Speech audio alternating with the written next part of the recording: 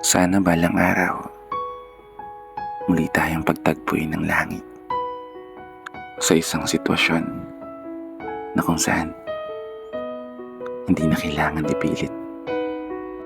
Pagkakataon na wala ng bakit at wala ng kahit anong pwedeng maging balakid.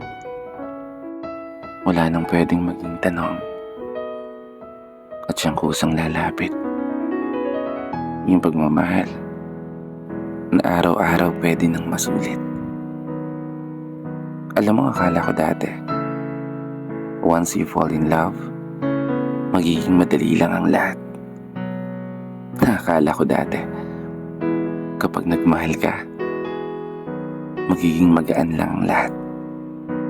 Pero sa tunay na buhay, kapag nagmahal ka, kailangan maging matatag ka.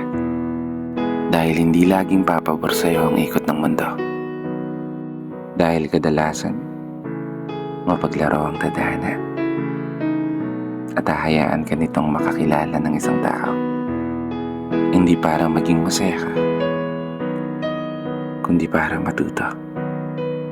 At para maging matibay ang iyong puso. At matutunan itong harapin ang kaligayahan at pagkabigo.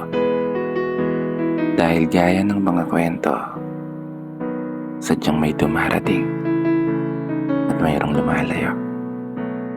May binibigay kahit hindi para sa'yo.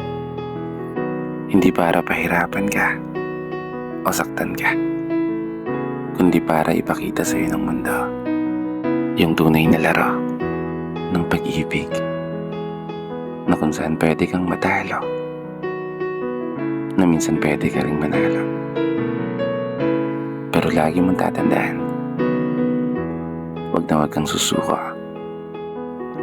Iniwan ka man ngayon o sinaktan ka man ngayon, darating ang tamang panahon.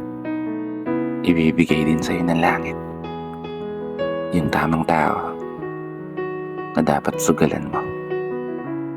Isang taong pipiliin ka, aalagaan ka, at taong ipapanalo ka hanggang dulo.